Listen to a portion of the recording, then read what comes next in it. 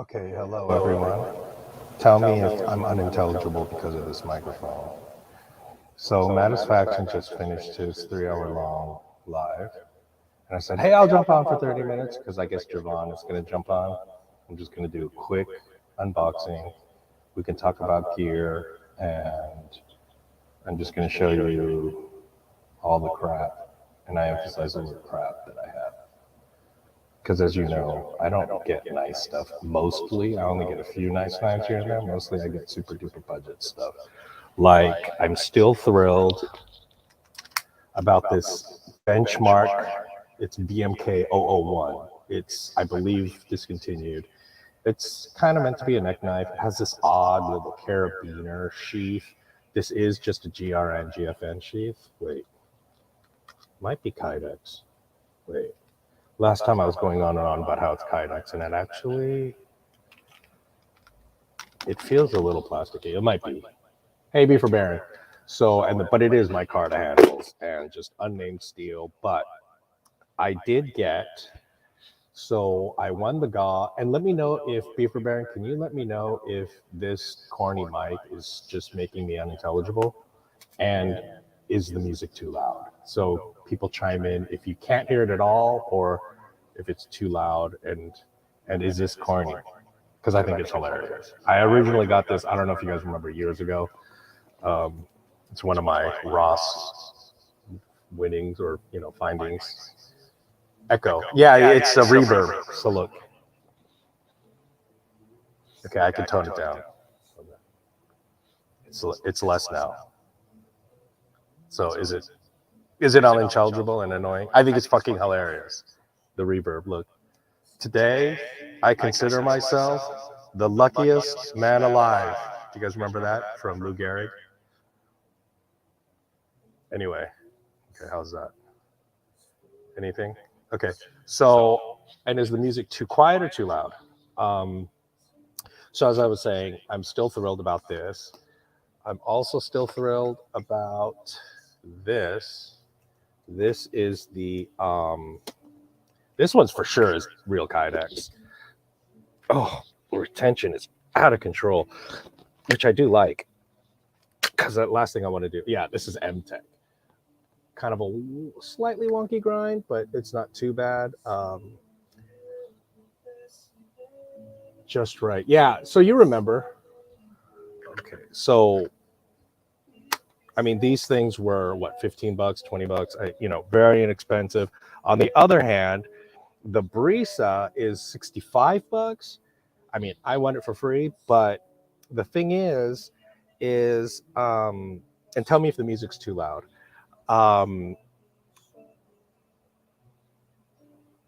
Let me open it first. So let me just get on with the opening. Where'd it go? I put it right next to me. This is what happens. It was right next to me, getting ready for the opening.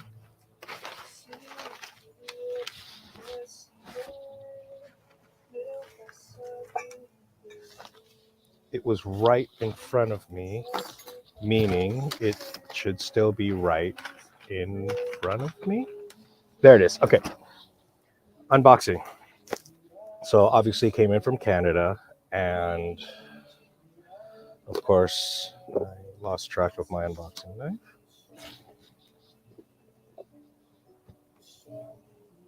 Here's my EDC knife. Push with the thumb. Push with the thumb. What does that mean? Push with the thumb. Hello. Hello, Goondocks. Hello. How you doing? Push with the thumb. What does push with the thumb mean? Like this?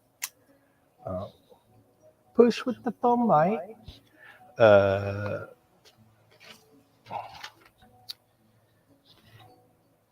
what did I just do with my OTF that I always have right here, that I use the most?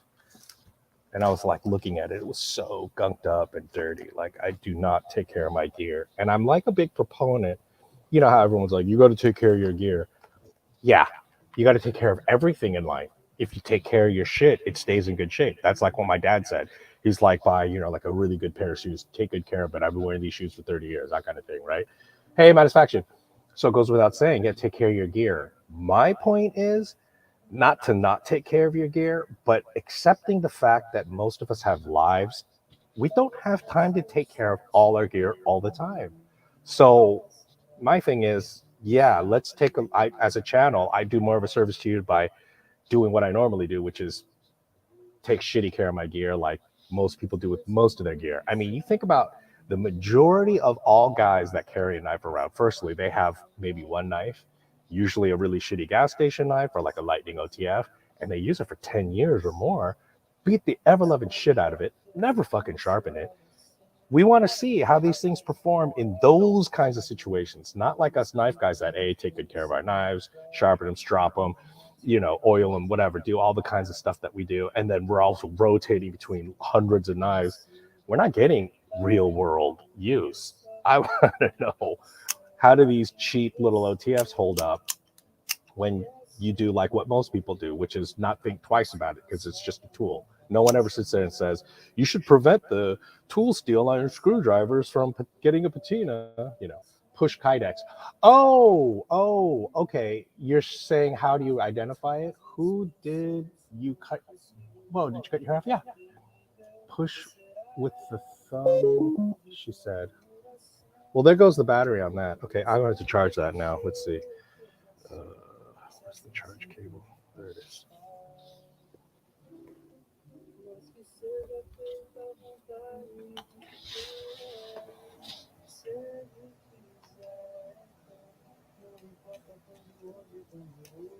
Actually, once I plug it in, I should be able to use it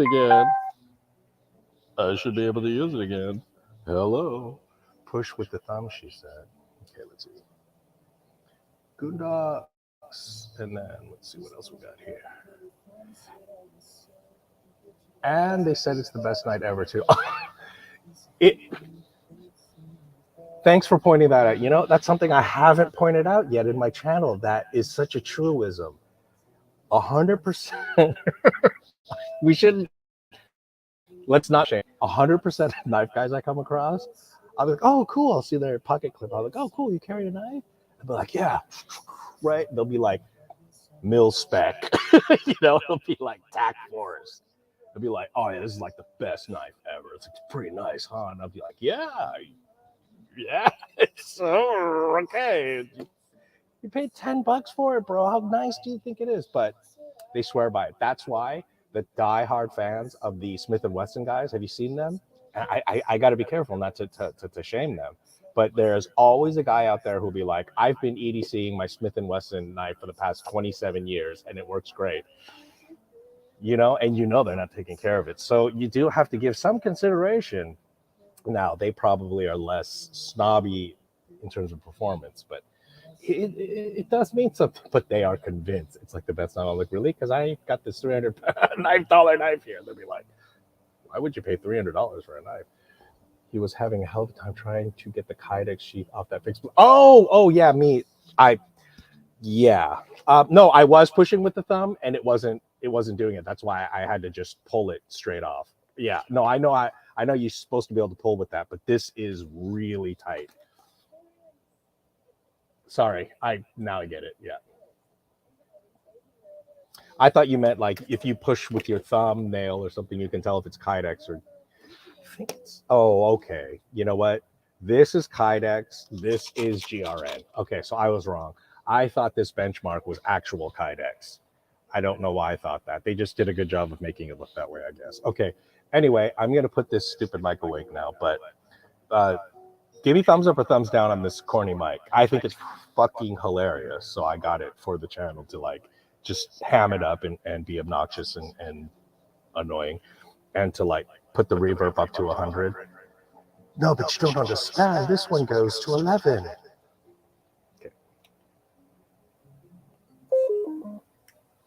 Okay.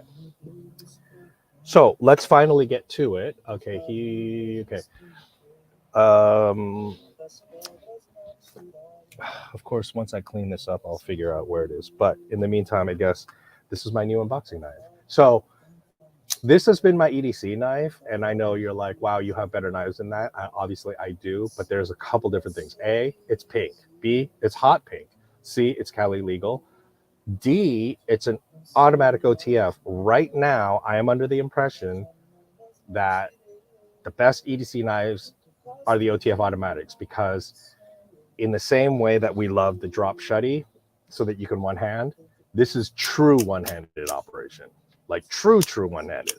Now, are these sturdy knives? No, but I pretty much never hard use anything. I'm 99.9% of the time cutting tape, cutting thread, opening packages, and believe it or not, this is slicey as shit because they put in this pathetic little tiny weak blade stock. So geometry cuts, you know, is it going to have good retention? Is it going to be tough? No. You'd be nuts to think if you tried to stab someone with this, probably it would break. It would break off.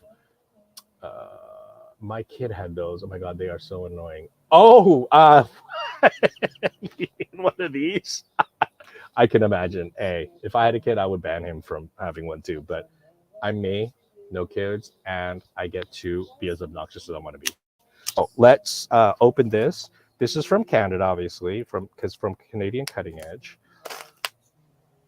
So that's a lot of packaging. Wow.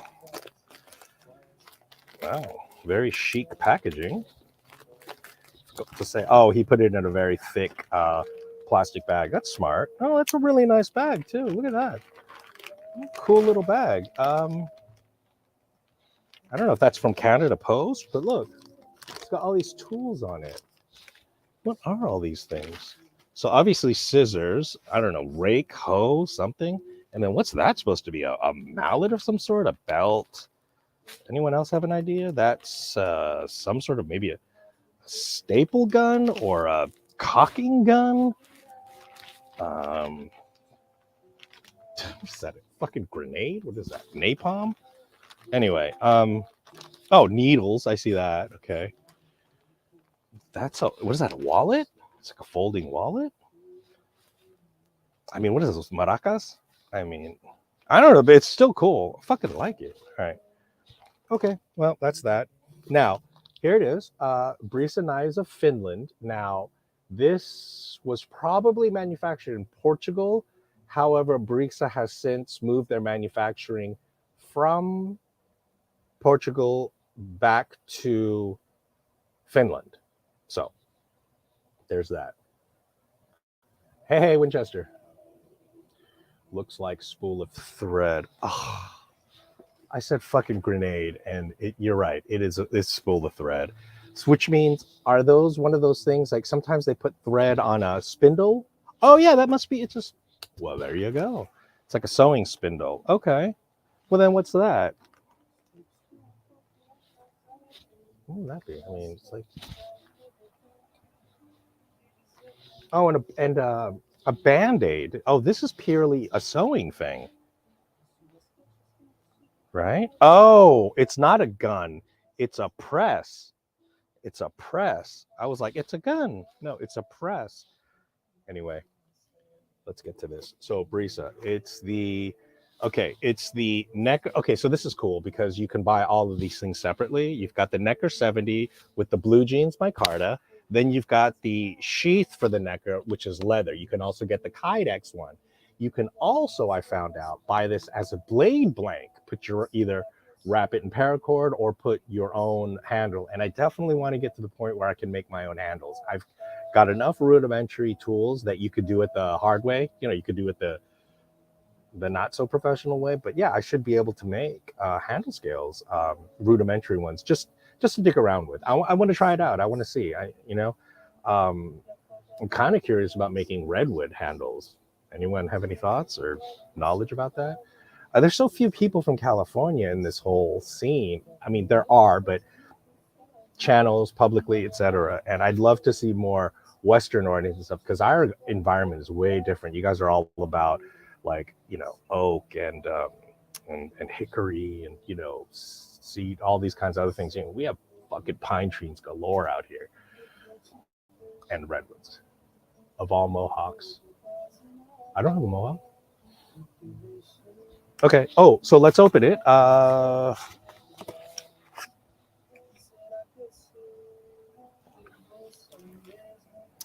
cool. He included a Wera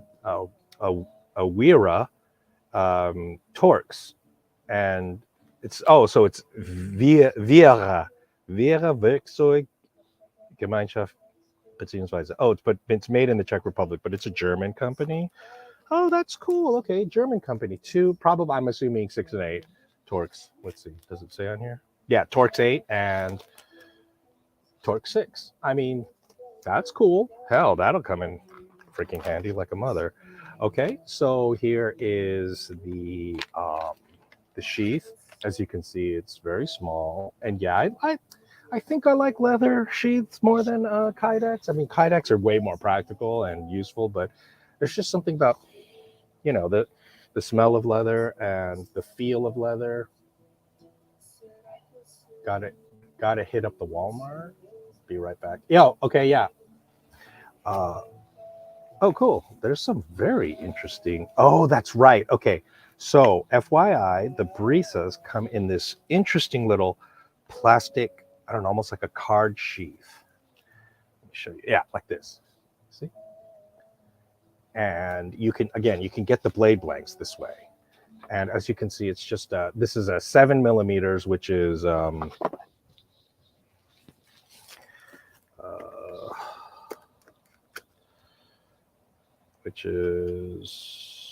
two and 5/8 inches. It's definitely under 3 inches, which is, a nice length. Anyway, let's see. That's a really nice looking blue jean micarta. There's a ivory micarta which I'd like to get my hands on. I think I have next to no white micarta, which would be kind of interesting. I'd love to get that soiled up. Really nice looking brass pin there. Hold on. 12C27, Sandvik. This is the flat grind, obviously being a finish knife. Yes, they do have a Scandi grind. I thought in this case, flat grind, let's face it, is a lot better for the stuff that we want, which is, just EDC stuff. Flat grind is great. It's a great happy medium between strength and sliciness. Obviously, hollow grind is what you want for, typically it's going to give you your sliciest edge when you have a hollow grind. It's going to give you your thinnest edge. This is going to be a slightly stronger edge, which we kind of don't need. But anyway, it's a happy medium. And it's got, fantastic ergos, just about 4 fingers. So definitely going to need a lanyard on that. But again, it's the very polished micarta, which I don't like. But that does mean it's more of, hey, okay, which is more of a high quality, technically, micarta. But I don't like it. So, it's a lot like a lot of things, like I liked when I used to drink. I liked cheap wine, I liked cheap beer. I like dirty dope, but that's a different story. Okay, let's cancel that. Let's censor that. Let's edit that out. So it's got a little lanyard hole thing too, I guess. That would not be very practical as a neck knife carry now, would it? I wonder what that is. That for? I mean, but the retention is fantastic. I mean, you could more than get away with neck knife carrying it that way, which is wild. I certainly wouldn't, unless, of course, maybe I attached this lanyard to something. I don't know. But anyway, yeah, brilliant. Okay. It comes with this Brisa knives thing. I got a quick look at this. It says, what's the English part? Never use your knife as a screwdriver, drill, chisel, punch, or pry bar. Never hammer on your blade or handle. Do not throw your knife or attempt to cut nails, bolts, wires, or other metals. Blades and knives should be kept clean and dry to prevent corrosion. This knife is very sharp, blah, blah, blah. So, yeah, I mean, they don't want you to utterly damage their product, but I, as a knife user, will say, we're going to use it for that stuff. And just realize you could chunk the fucking hell out of your knife, but, you know, pocket clip would be cool on it. On this, is that what you mean? Okay, let me get to this real quick before I forget as well. I've been meaning to show one of the little finds I got at a thrift store, and I forgot to show you. So I want to show you these hooks. So these are the hooks that go over the door. I thought this was super clever. See that little clamp there?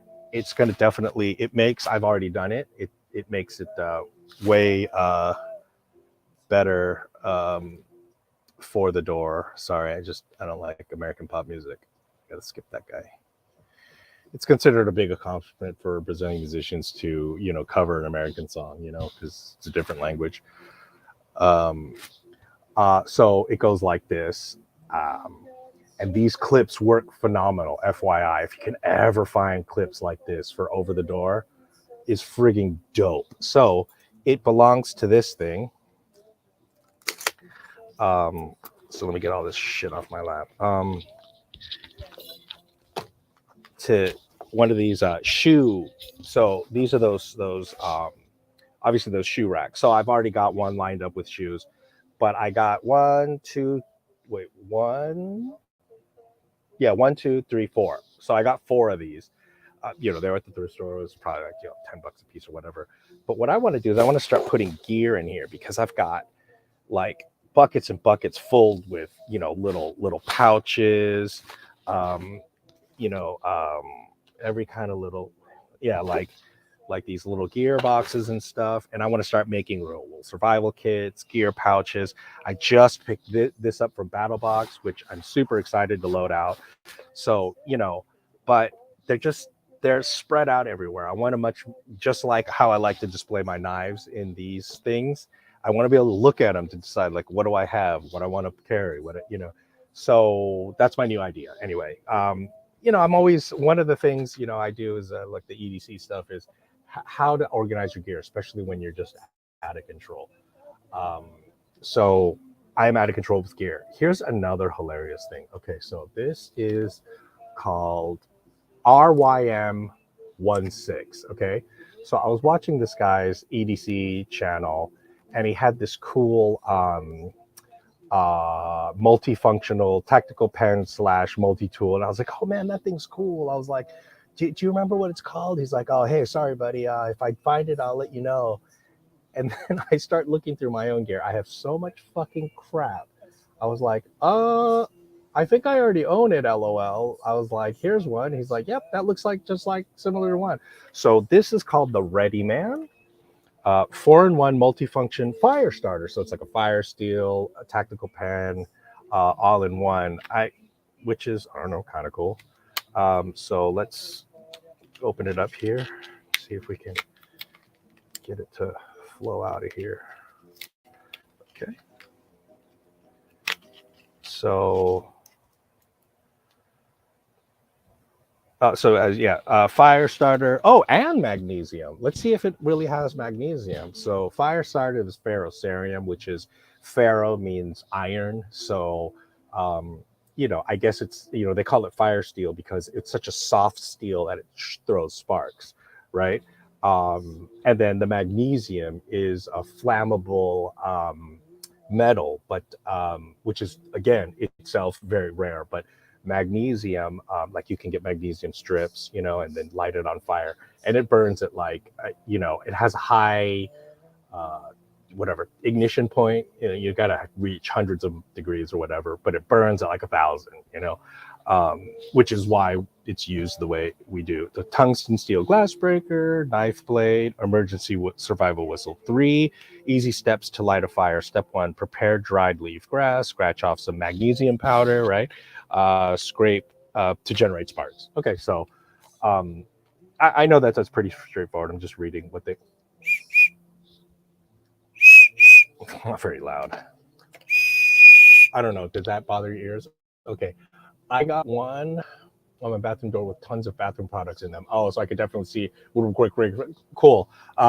Yeah, I have, I have, like three of them on my bathroom door, and only one of them has shoes, and the rest of them have knives. So you know me.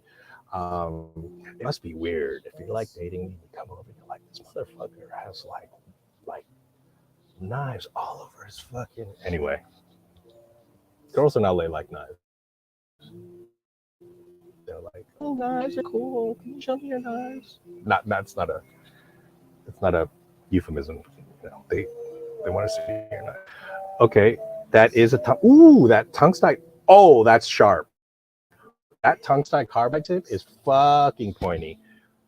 Yeah, it's really pointy. So, tactical wise, I mean, if you hit someone with that, it would fuck them up so bad. I almost feel bad. I almost prefer actual tactical knives that are pens that have a tough aluminum but blunted rounded point, so that you don't brain the fucking shit out of them. So there's that. So okay, there we go. So they're yeah, see, they're calling it magnesium, but I think they're a little confused.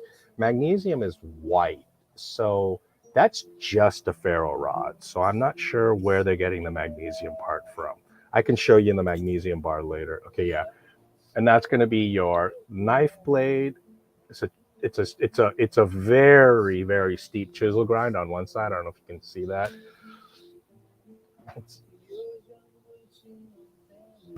It's an impossibly steep chisel grind, and then some sort of strange serrated. But I'm assuming this can be used for the. Um,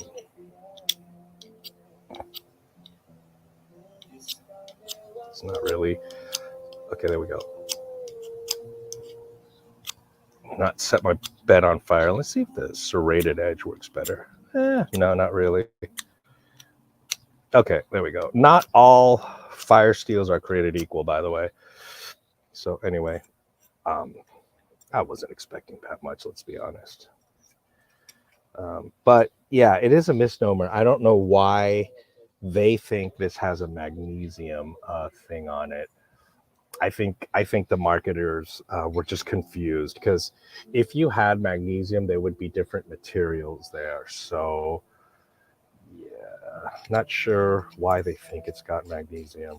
I'll show you. I have a magnesium bar. Those magnesium bars where you scrape one side and it's got the fire steel on the other. I thought it was going to be something cool like that. But at any rate, this is going to go into my new little EDC thing. So I'm kind of excited about filling this. Oh, is it going to fit? Yeah.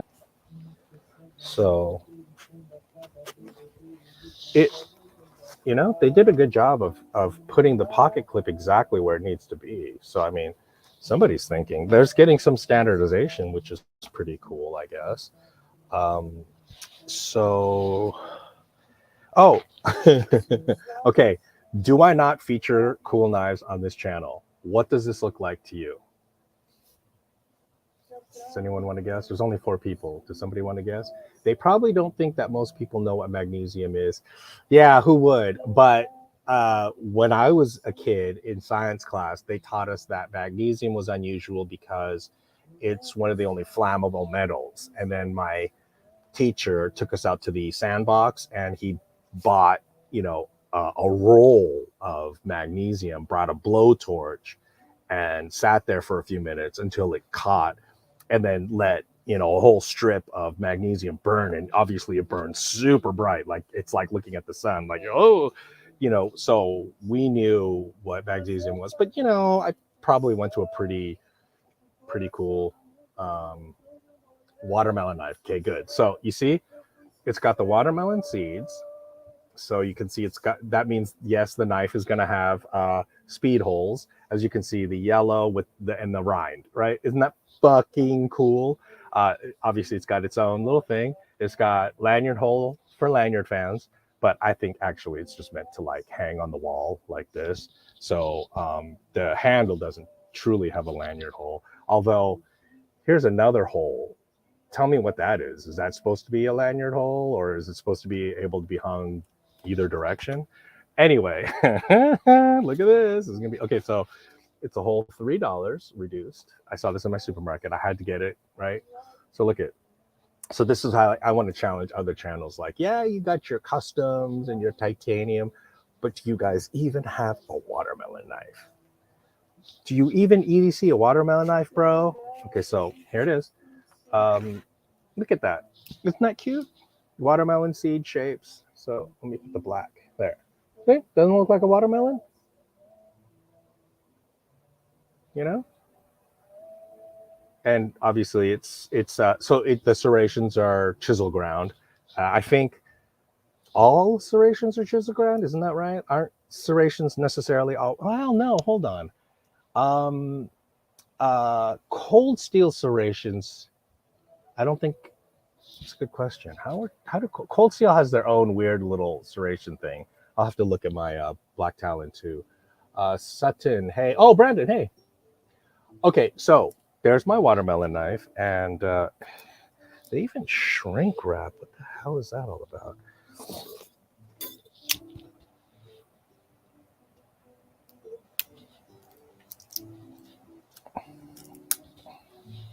Wow, they shrink wrap the hell out of the handle. There we go. So let's see what the ergos are like. Oh, I see why they shrink wrapped it.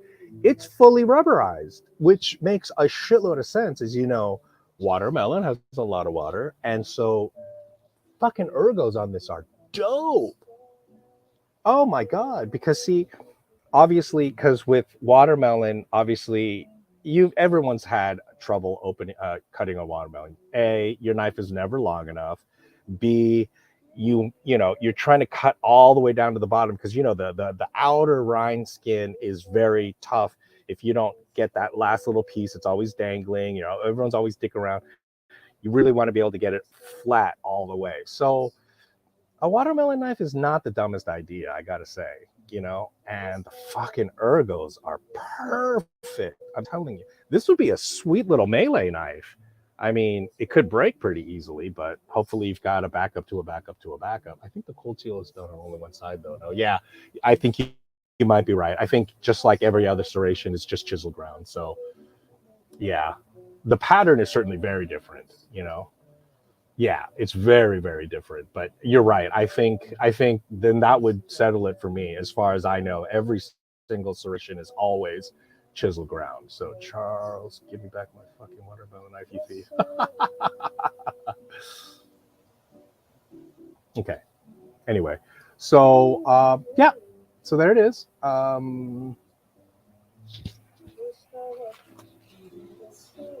Okay. And then, oh yeah, here's the tag: watermelon knife, BPA free. Okay, so FYI, when they say BPA free, as I understand it, they're using BPB now, which is just another variant of BPA. So I heard it's not any better, and it might even be worse. And yes, it's true. BPA is a failed Nazi fertility drug. They abandoned BPA because they were trying to make Jews infertile, and then they had the Walensee conference, which there's a brilliant movie that uses just the transcripts. They wrote no script; they just acted the entire conference transcripts. It's chilling.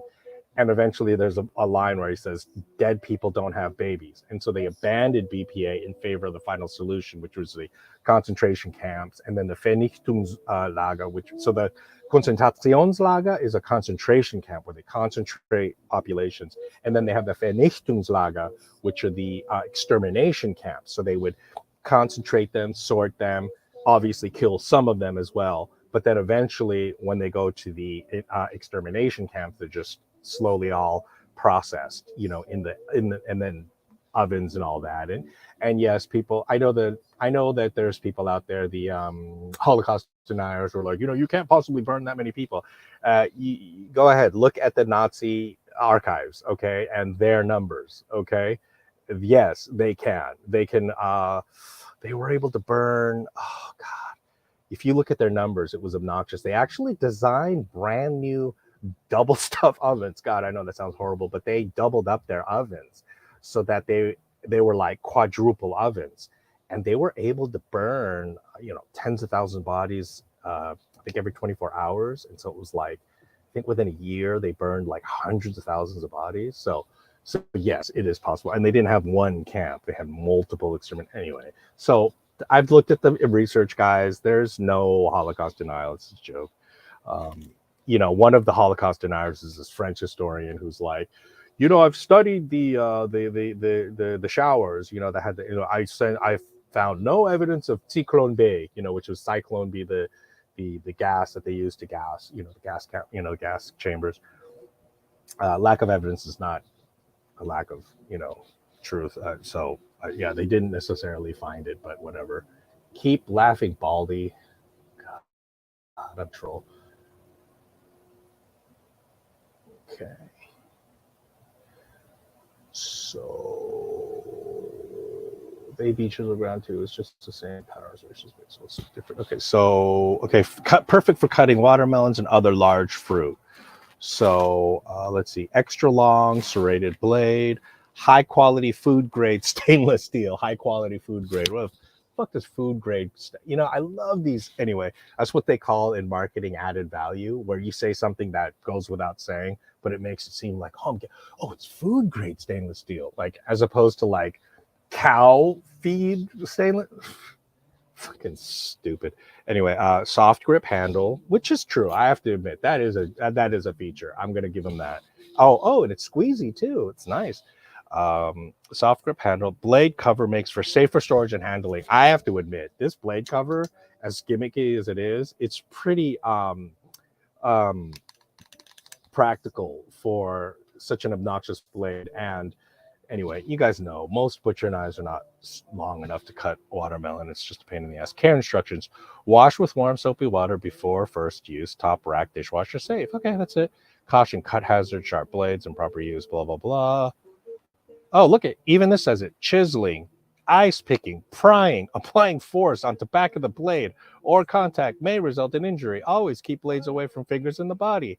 Do not use if damaged or blade is loose. Handle with care. If not in use, store in sheath and safe place. Keep out of the reach of children. God, they got to dummy proof the world. I did too.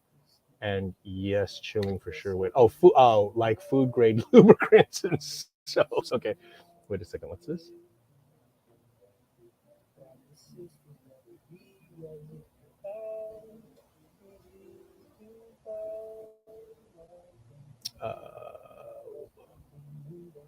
They be chisel ground. Okay, wait. What is this? Like food grade lubricants and soaps. Right. What is this? I did. Oh wait. Oh, here it is. I watched a show about abandoned military sites and the episodes on the concentration camps. It was chilling. Yeah. Yeah, I mean, there's a ton of research out there. Anyone who wants to pretend like the Holocaust denial stuff, I mean, conspiracy theory stuff, I mean, you haven't done your homework. There's volumes of research, and this shit comes from Nazi records themselves. And as you can imagine, Germans in there, their meticulousness, and Ordnungsgesetz and all that. Trust me, they kept good records. Scary. And just so you know, that the Walensee was in response to the fact that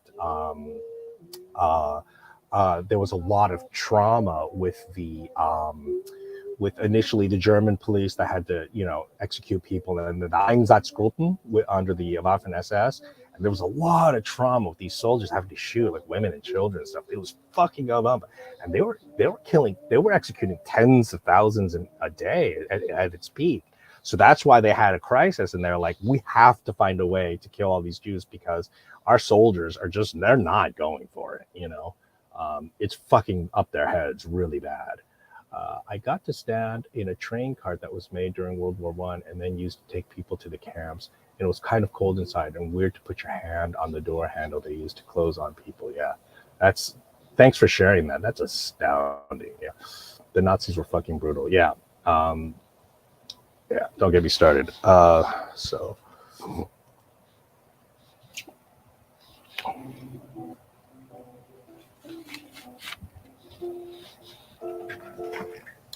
Okay, so there's that, and then oh yeah, so here are these little pouches that I'm going to put in all of these. Oh, and then this is the Walmart one I got. It says it's waterproof. So let's see what the rating is. Waterproof stowaway.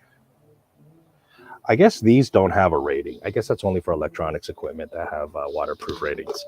So what else we got here? Have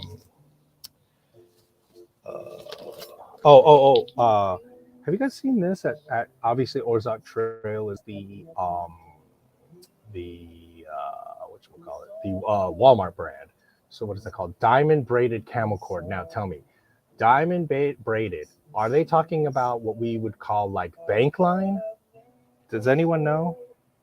Replace lines when frayed or excessive wear is evident. Do not exceed safe working load limit of the rope or use for any proper blah, blah, blah. Okay. Okay, so this is DBCC 18 by 50. Oh, okay, that's what they call it. 18 by 50. 18 by 50. That's what they mean. 30-pound working load limit. Okay. So is this bank line? Is this what they call bank line? Does anyone know?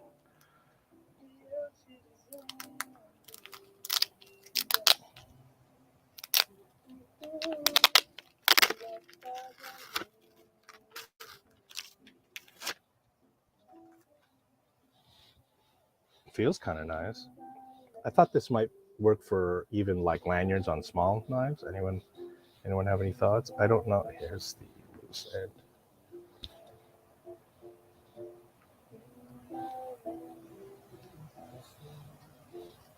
Did I do that wrong? Fuck. Where is the spare strand? Oh my God, did I do this completely wrong? Or is this done in a loop that you have to actually cut one end? Does anyone know?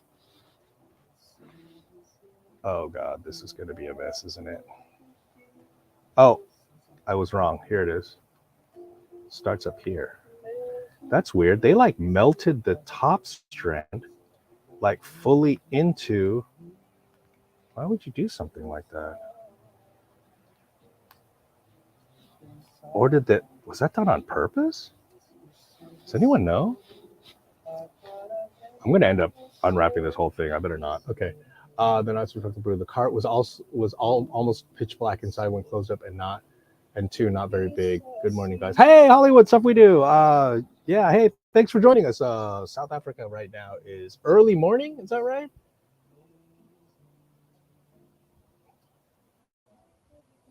Yeah, I don't have the international clock right now.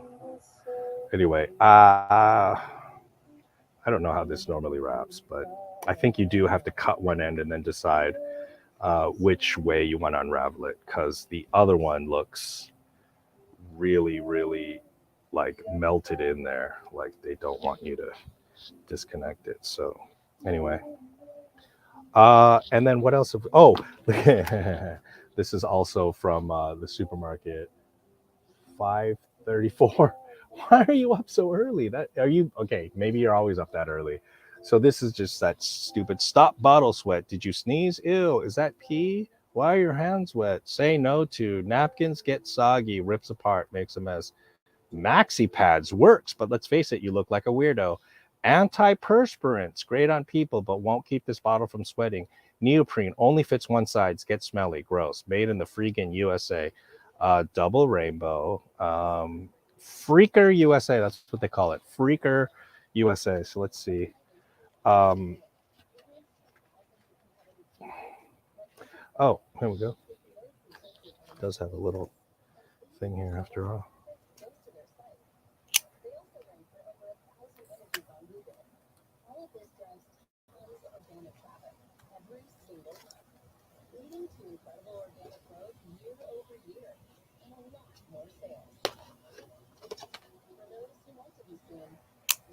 Okay, so this is for the bottle. Okay, yeah. Oh God, this is they made this really high quality. Oh wow. I'm shocked. I thought it was just some weird gimmick. But it's really squishy. It's got a ton of elastic in it. Um, it's kind of impressive. So obviously they made them super absorbent on the inside. Yeah, it looks like it's maybe polyester on the inside, super absorbent. Yeah, I thought it was just gonna be a gimmick, and I was actually thinking I might. I mean, I don't find it necessary to keep bottles from sweating, but I was thinking this might be a good sleeve for anything I wanted to protect in my gear bags. So that's kind of what I did that. It looks kind of like paracord to me when you're holding it. Yeah, they call it diamond cord, and it's only meant to hold 30 pounds, which that might be what it's safe for. I don't think it has any internal. Oh, that's what it is. It's just cord. There's no internal strand, so it's not paracord at all. It's just braided cord. So I think it's kind of meant to be like, again, just ridge line.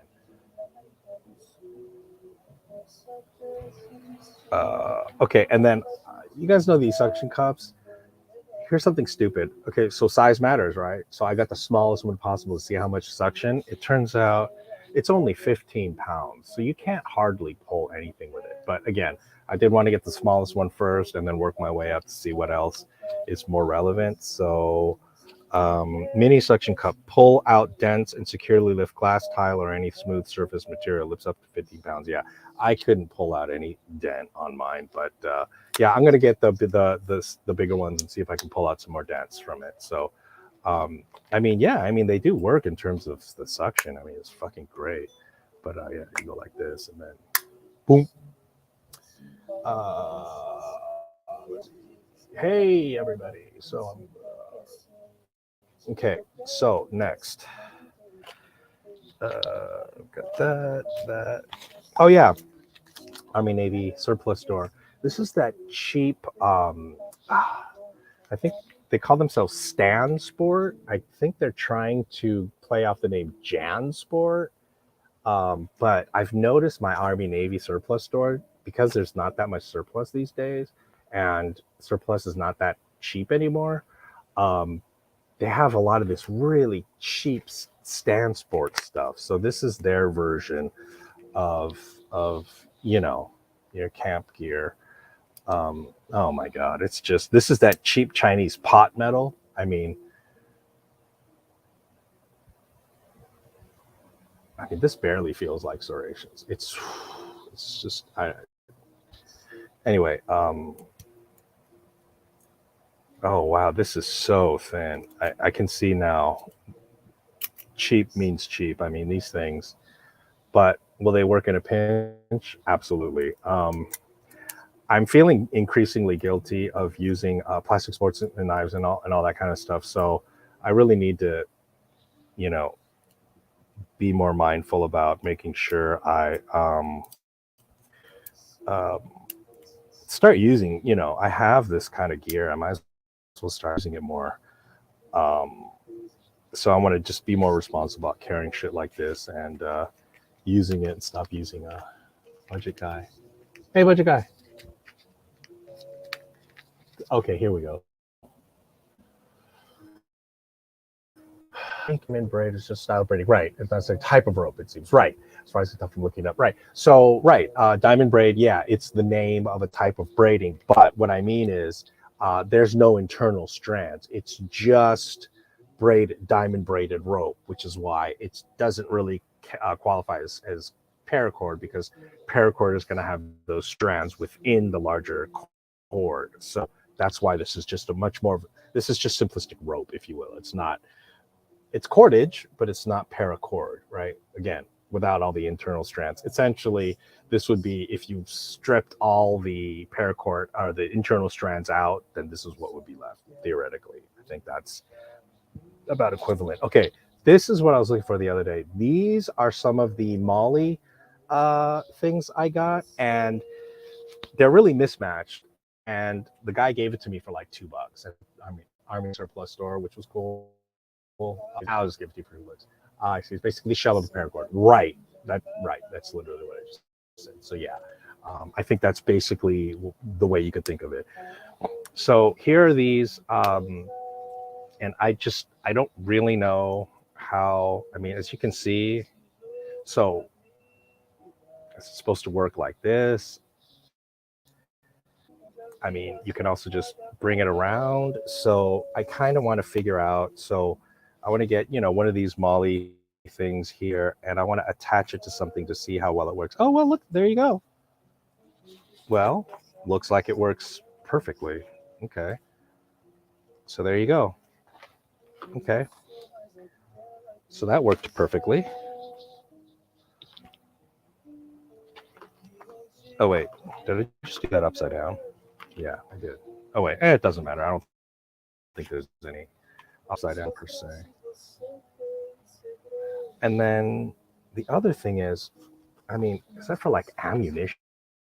What? I said this last. You're supposed to put like tiny little things in there? Like what though? I mean,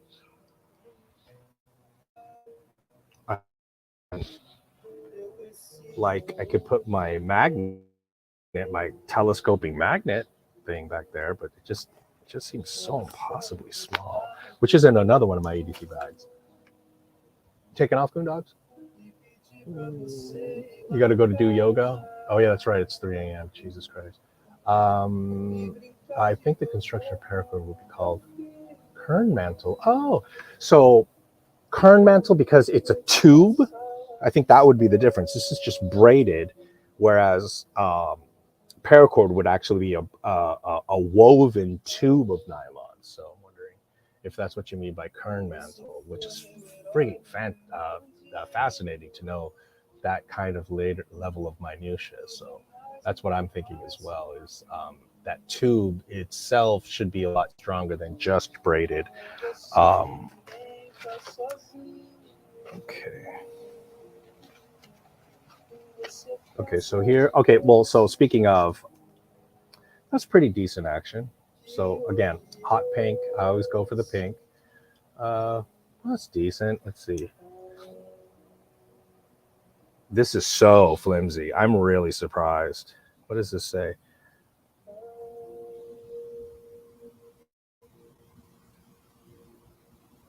Yeah, sorry, I can't make that out. Where's my magnifying glass? Oh, Edelstahl, rostfrei, Solingen. So apparently this is made in Solingen, but it feels cheap as fuck. Kind of disappointing. I mean, that feels like Chinese pop metal. Not exactly locking into place. See? Oh god, that's awful. Yeah, this is pretty disappointing. I mean, ooh, blade play, but still, that's a lot. And look at that. I mean, eating with that. Sometimes we eat slightly aggressively. I don't think that'll last. I think this is just a shitty product. I mean, I think it's a shockingly shitty product. So Reisebesteckgabel, it is made in Switzerland. Well, why did they say it's Solingen? Solingen's in Germany. Let's see.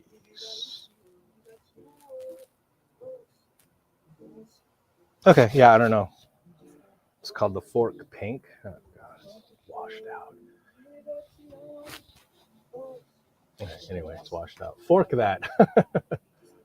Hey, Marcel. Hey, Windsexter. A Kermantle rope from German Kern. Oh, okay. And mantle sheath. Okay, Mantel. Kernmantel. Oh, good for you. Wow, cool. Oh, I guess I should have been able to figure that out. But Kern, yeah, means kernel. Right, it's cognate with kernel.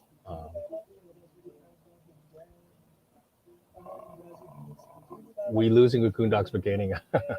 That's cool. Yeah, are you back from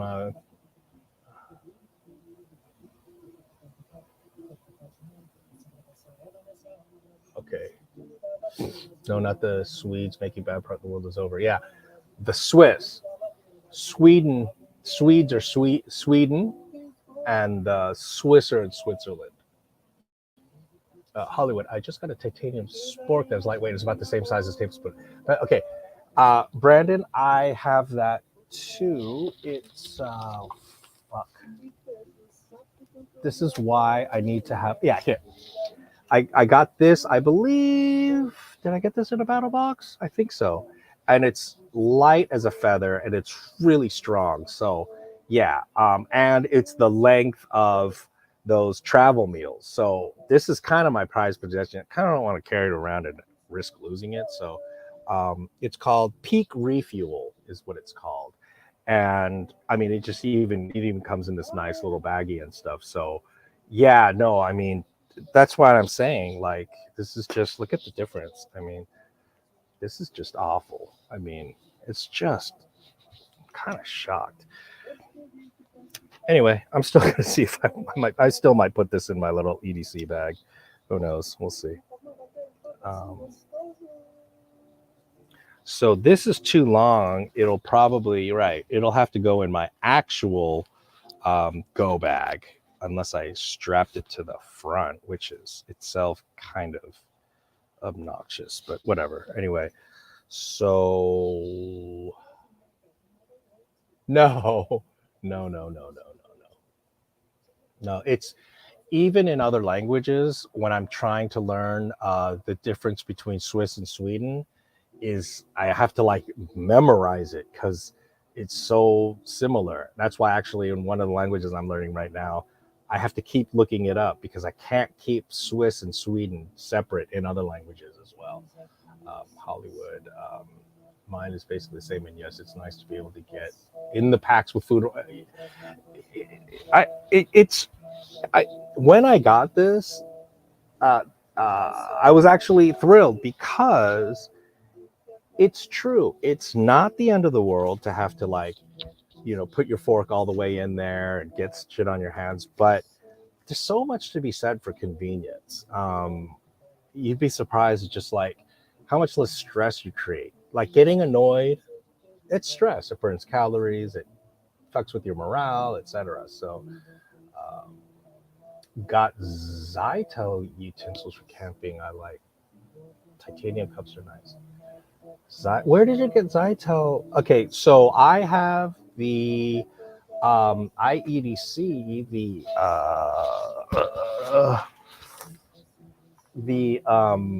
the K bar, the one with the knife inside, and it's the spork. Plus, I think it's an emergency whistle. I do that, and that's their version of Zytel, I think. But I'm curious what you have. That would be cool to know because that's definitely another option. Certainly a lot cheaper than a titanium spork. So there's that. Um, all right, let's see, and then.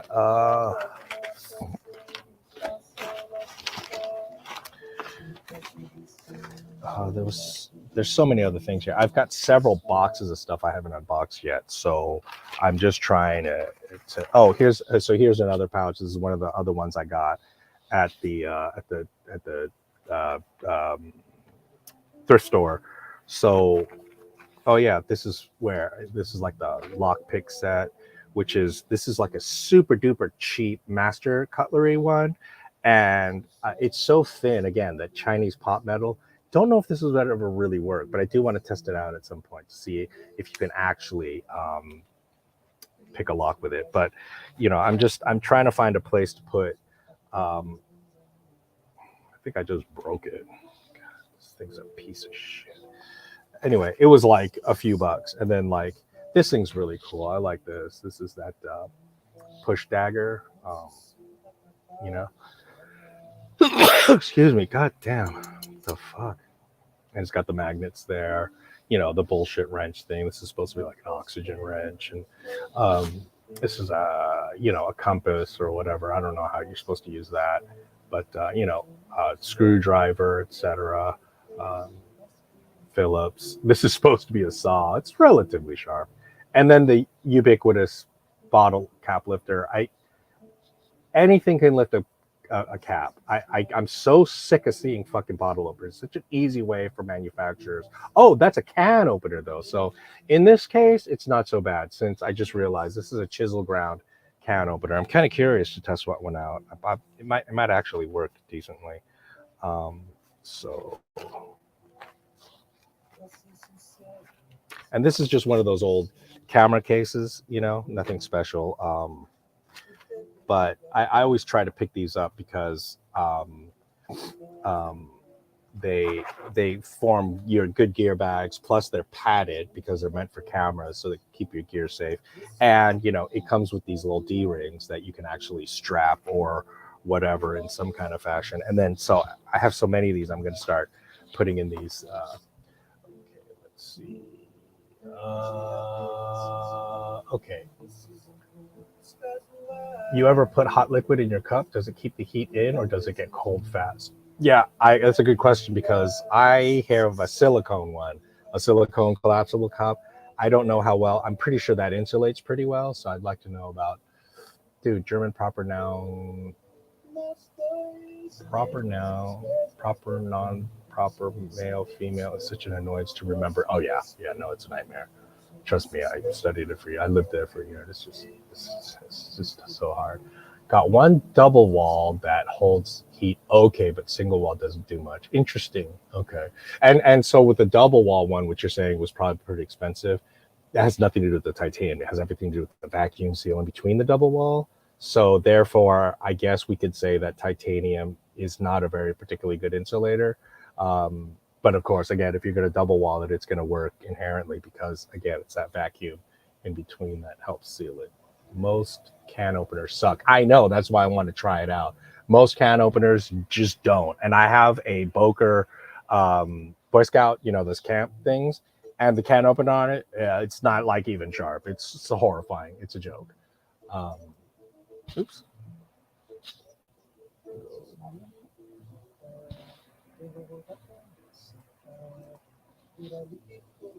I didn't think titanium would hold it well. I kind of want to see how it is to cook with over fire. I've never heard of anyone cooking with titanium. Have you? I can't think of anything. Is it too expensive to do? Yeah, it's interesting because titanium is a conductor. I don't know as a heat conductor.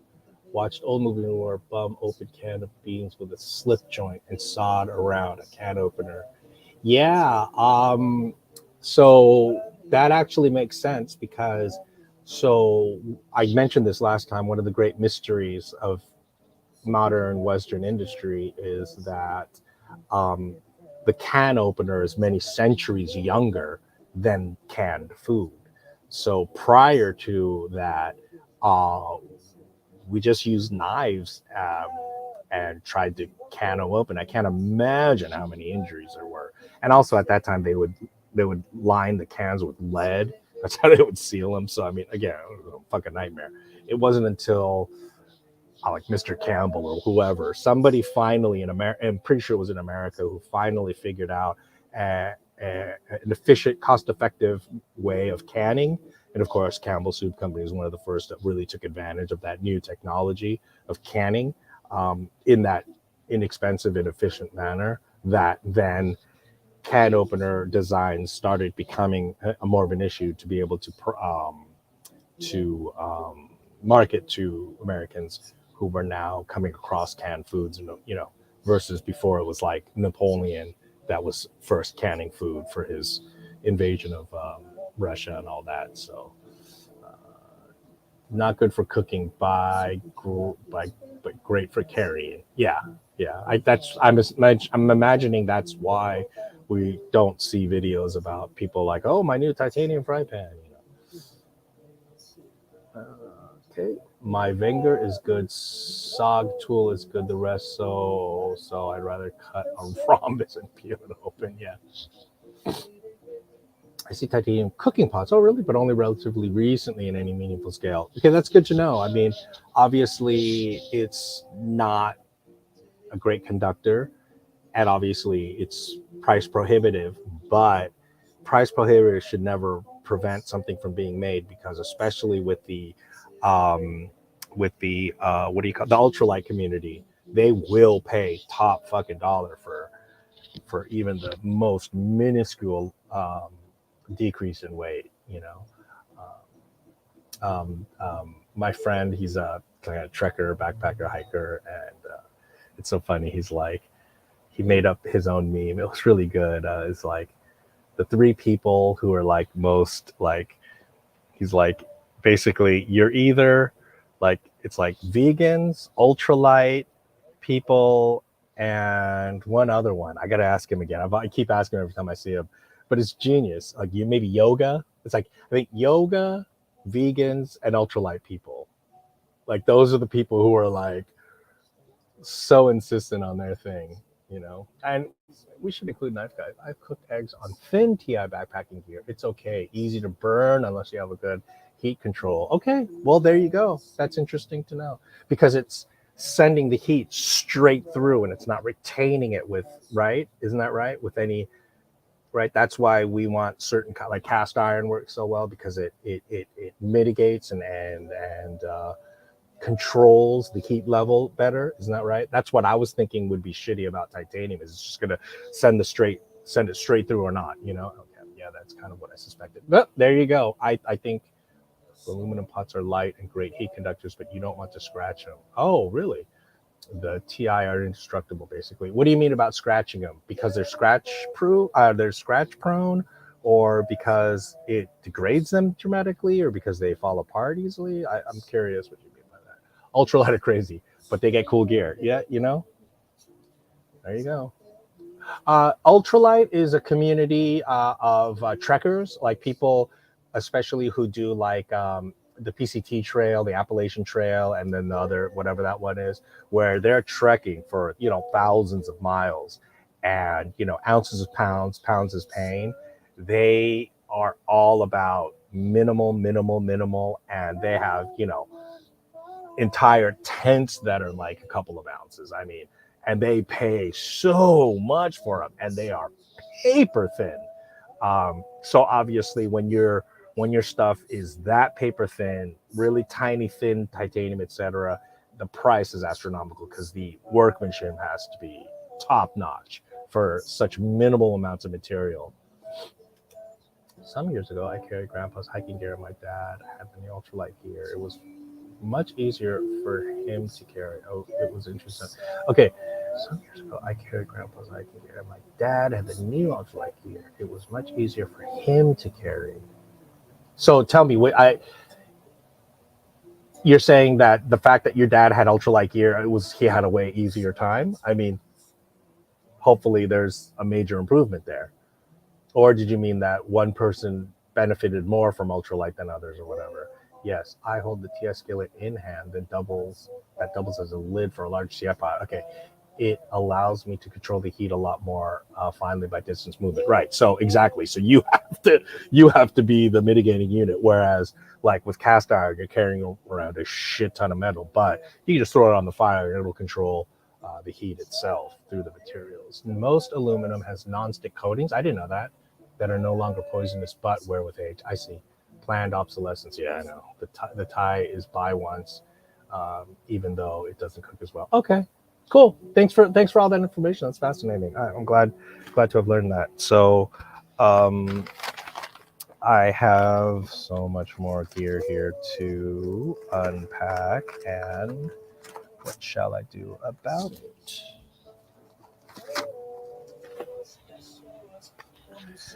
So, this I always feature UST gear.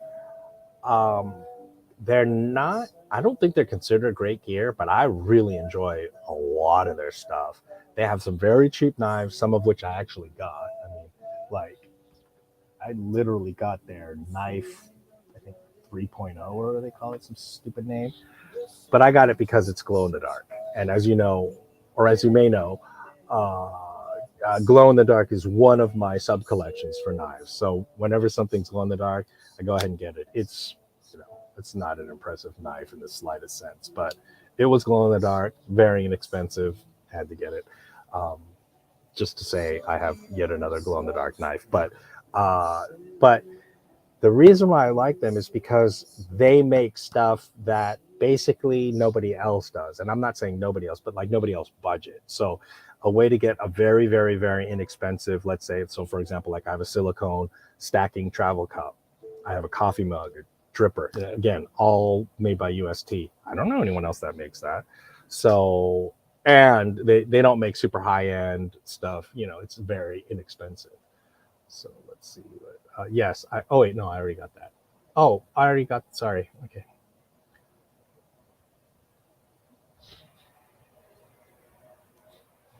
Okay, so let's open this. And instead of opening clam packs with knives, this, one of the best things about the Gerber dime is its package opener. I've know other people have pointed that out, but I'm adding to that chorus of voices. This fucking package cutter is golden. And you know what else I use it for? Oranges. You know, you just slice a ring and then you slice like that, and then you can just peel all of it off. And that orange slicer is a feature on only two Swiss Army knives that I know of, the Executive Assistant or something like that, and then one other one. And otherwise, it's a very useful tool that doesn't show up on hardly any Swiss Army knives, but this is almost identical to it. So I use it that way. Okay, never mind. I don't even need to.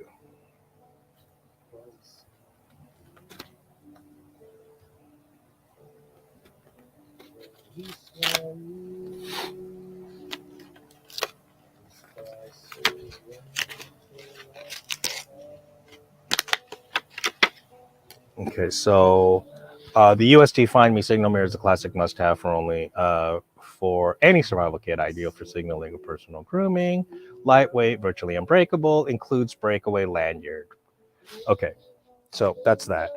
Oh, it's almost unbreakable. I didn't realize it's plastic. See that? And let's see. So there we go. Uh-oh. I just created a portal. All of you are going to get stuck in some parallel universe. You're fucked.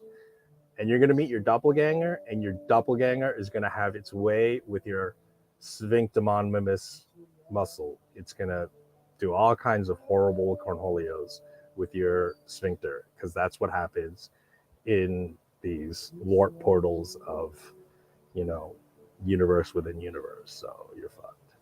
So let's see. So we can check the relative quality of the mirror. So it looks like it's pretty good, right? Probably has some sort of a film on it, which I'm obviously not going to take off. No, it doesn't. This is it. This is the, yeah. Anyway, so, and why would it have a breakaway? Do they really think you're going to wear this around your neck? I mean, would you? Does that make sense? Anyway, that's weird. I'm almost wondering if, would it make sense to keep this in here to protect it? How much does this scratch? Because I don't want to find out that it scratches a lot. So when I put it in here, is it better to do that? I don't know. I'm wondering. People want to know. What is the deal?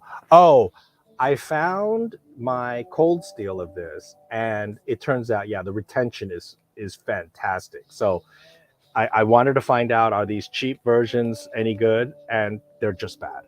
And I want to figure out what I could possibly do. Can I take a heat gun and slowly kind of mold this in? I guess I could, right? And make it the retention a little bit better. So that'll be yet another project I have. But and this is the type of thing. Oh God, it's too big. Okay, so would it fit in here? Nope. It also won't fit in here. Okay, so I don't know.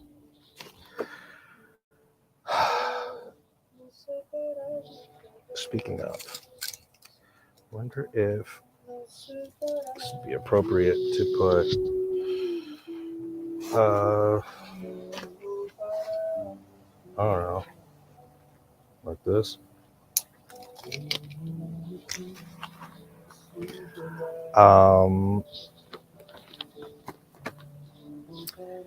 This is something I got way long time ago. I believe I got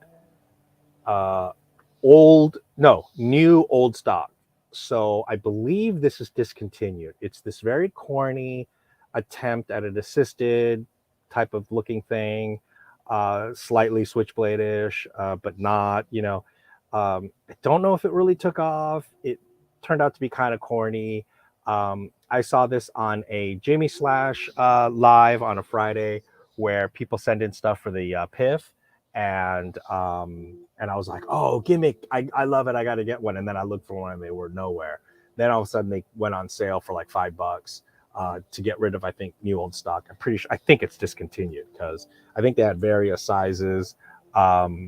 So it's the SCH SA 3DB Viper side assisted, blah blah blah, finger actuated, 4034. This is that German stainless steel that actually Cold Steel uses now too in their budget ones, and they get a great edge off of it. So again, they won't have good edge retention, but they will take an absolutely screaming edge, and it's fairly stainless. So there you go.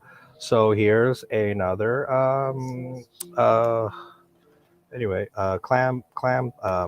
clamshell that we can use this Gerber dime to get into.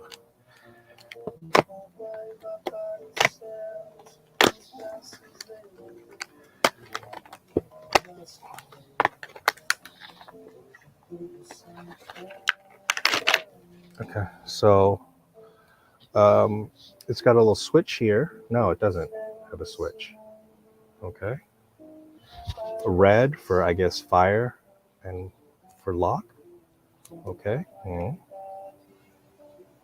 Okay. Does anyone know how this works? Okay, maybe I have to put that down and then. Okay. Learning curve. Oh, okay. That was easy. It's just this switch right here. Okay. So it's this switch and then locks in. Okay. And then let's see. So it's locked, but I think it has to go to that to. No, that's not it either. Oh, I know. Okay. So you lock it now, which is safer. So this is kind of a funny, neat little EDC blade. I think I might fuck with this. And it's also, small and discreet, so it would actually be good for, a backup knife in one of these little cases.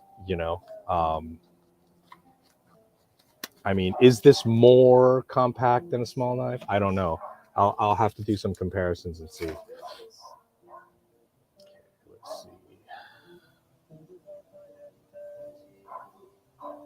see. Okay, here we go. Midway USA sale, by the way, Hollywood. Some Cold Steel and SOG for great prices. Okay, I'll check that out. I've definitely bought stuff from Midway. I think they're a good company. Very competitive prices. Hollywood, yes. Not only was gear easier to carry, but also much easier to set up with the tents and everything. He was able to carry more extra stuff while I was limited. It was still cool using 60, 70 stuff. Okay, cool. Yeah, I'm curious about that. That's cool. So yeah, it's good to know that all this modern technology is actually an improvement.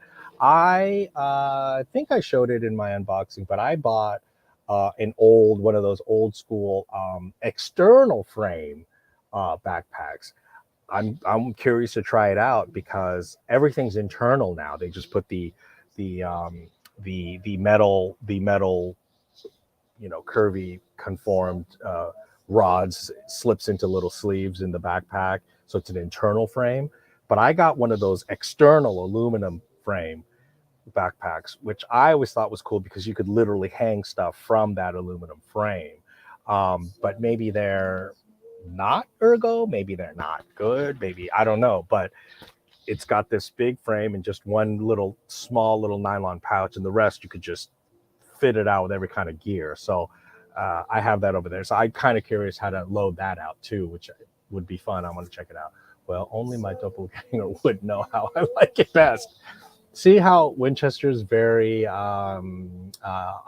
optimistic, right? He knows how to see the good in cornholios. So I don't see that as a bad thing. I could even swap in with whatever he's got going on. I know, right?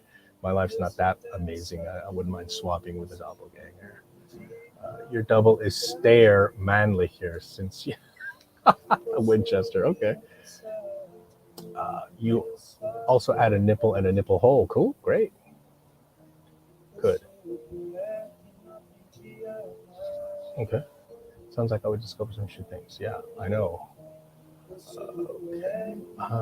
So my doppelganger is asking if you would fuck me while Q Lazarus plays in the background. Okay, great. Interesting stuff, guys. Okay. Red is dead. Black is sage usually. Sorry. Alice Pack? No. Alice Pack, you're talking about the Alice okay, so before there was Molly webbing, there was Alice.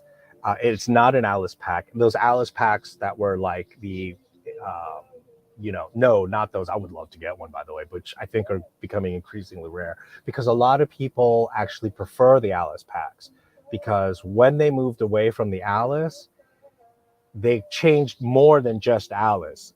That's why I think a lot of people like the old Alice Packs because the layout was better. Then they changed to Molly, and then they changed other things as well. So I don't think it's the point that Alice was better. It's just that back when they still had Alice, that layout was better. And since then, well, the other thing is too, our military gear loadout, it just keeps getting bigger and bigger and bigger. So I think that's why people like the Alice packs because the Alice packs were smaller. I think is what it is that people like. Again, I don't know. I'm a surplus gear guy. I'm obviously definitely not a military guy, but yeah. So yeah, I would like to get my hands on Alice pack. No, I'm literally talking about. Remember those old trekking packs that just literally have like a square aluminum frame. Remember that the trekking backpacks before they became with, like I said, with the internal rods in the back part of the backpack used to literally be suspended on a full frame, and it would just have these dangling um, straps that you put on, and this whole frame would just be on your back, and then you could just put all kinds of shit like cups and just think back to like old timey stuff. U.S. Patriot Alice pack on sale for $69 at Midway or what? Oh my god. Okay, can you tell us more? Thanks, guys. That was fun. Thanks, stuff. Cheers. Yeah. Could you share more? And budget guy, of course, you're my type of channel. Like I'm definitely about budget. I want to see how cheap you can get away with first and then move up. Because it's so easy to just go like, oh, I need a Lamborghini right off the bat. Like people with guitars are like, my first guitar is gonna be at least a $500-600 guitar. It's like 90% of those people quit anyway. Get yourself $100 guitar, start there. If you actually stick with it, worry about moving up then. And that's exactly how it worked out with knives for me. If I went 1 to 100 right off the bat, I would have paid a bunch of money for example, titanium frame locks, which I turned out fucking hate. Would have just been pointless for me. I'm glad I started with the Kershaws and then worked my way up. Okay. Oh, U.S. Patriot is the site Alice pack frame. Oh, so did the Alice also have just the full frame like I was talking about? Maybe that's where it actually comes from, the civilian version. I don't know what came first, the chicken or the egg, I suspect it wasn't necessarily a military thing first. I think it was a Swiss thing, in fact. I think they carried around a frame, I know, even Koreans carried around frames. I think that's just something that people did, carrying around a whole frame first, and then I don't see hikers using external lock. No, you don't, but I still see hunters using them. Oh, okay. That's interesting.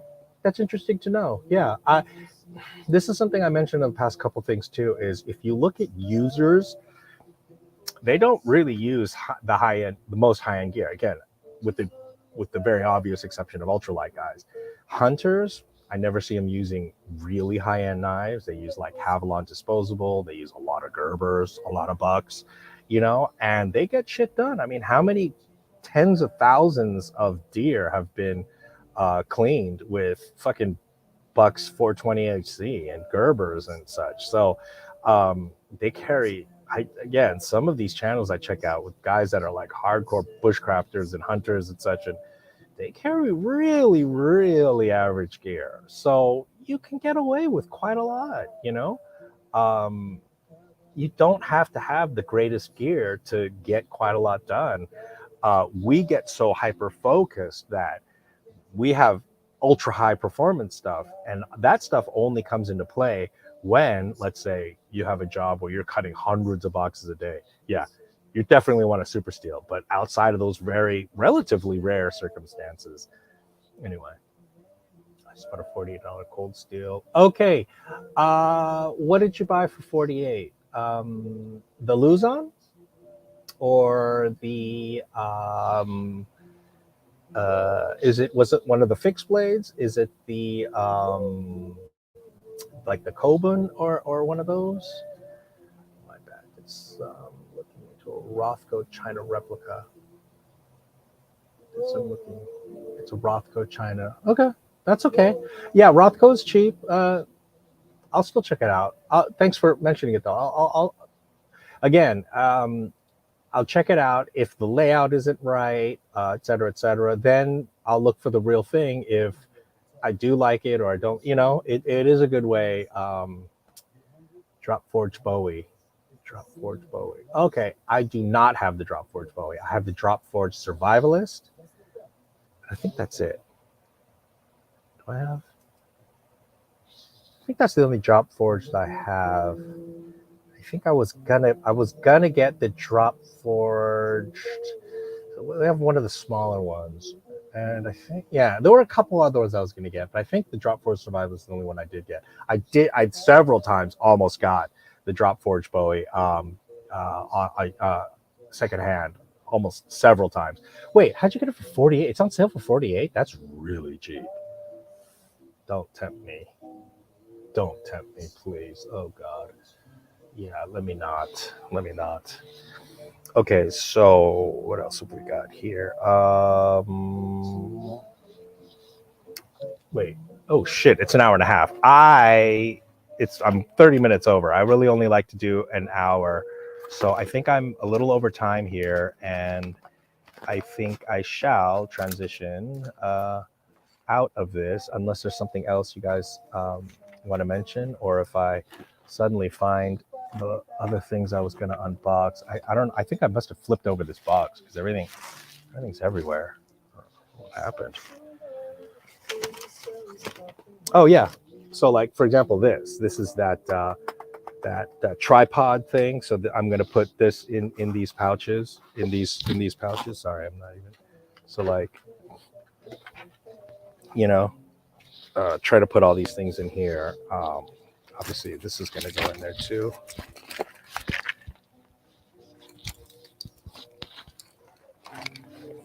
So hopefully I'll get a little bit better organization going.